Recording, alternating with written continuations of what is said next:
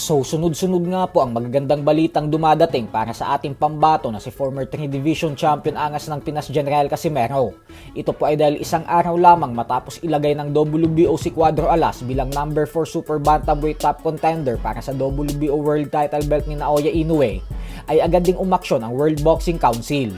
Ito po ay dahil kahapon lamang ay opisyal na din nilang nilagay sa WBC Featherweight World Ranking si Casimero bilang number 11 contender para sa WBC Featherweight Champion na si Shushu Carrington.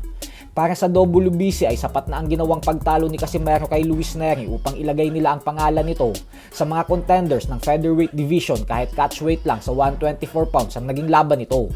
Ang kinagandahan nito mga idol na sa catchweight lumaban si Casimero kahit binabati ko siya ng ibang mga fans ay nang dahil sa gitna ng 122 pound super bantamweight at 126 pound featherweight ang 124 pound catchweight fight nila kay Luis Nery.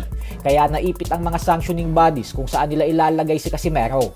Mas pinili ng WBO na ilagay siya sa super bantamweight, habang ang WBC naman ay mas pinili siyang ilagay sa featherweight.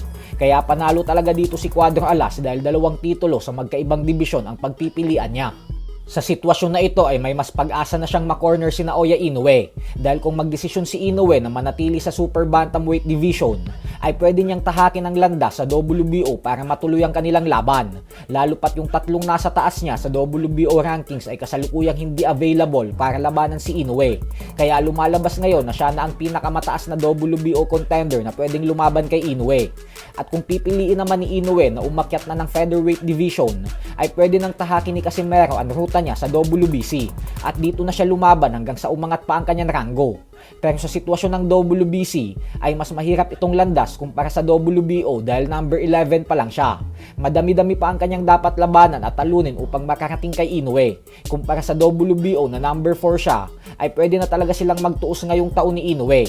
Maliban na lang kung magdesisyon si Inoue na labanan ng ibang contenders ng ibang sanctioning bodies kaysa sa WBO bago ito tuluyang lumaban kay Jesse Bob Rodriguez sa susunod na taon. Sa kabilang banda naman mga idol ay bukas na din nga po magaganap ang bakbakan sa pagitan ng WBC Featherweight World Champion na si Shushu Carrington at ng challenger na si Rene Palacios.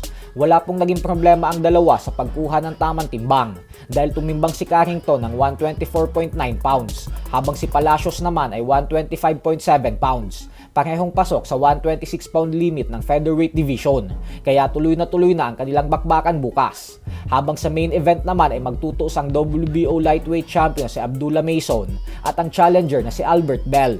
Ang laban ni Mason at Bell ang nagpapatunay na pwede na talagang gawin ang laban ni Casimero at Inoue dahil dedepensahan ni Mason ang kanyang WBO belt kay Albert Bell na WBO number 6 contender lamang. Pumayag ang WBO na labanan ito ni Mason kahit may 5 contenders pa na mas mataas kay Bell. Kaya paano na lang si Casimero na number 4 contender pa at hindi available yung top 3 contenders. Kaya na kay Inoue na talaga ang desisyon dyan. So hanggang dito na lang po muna tayo mga idol.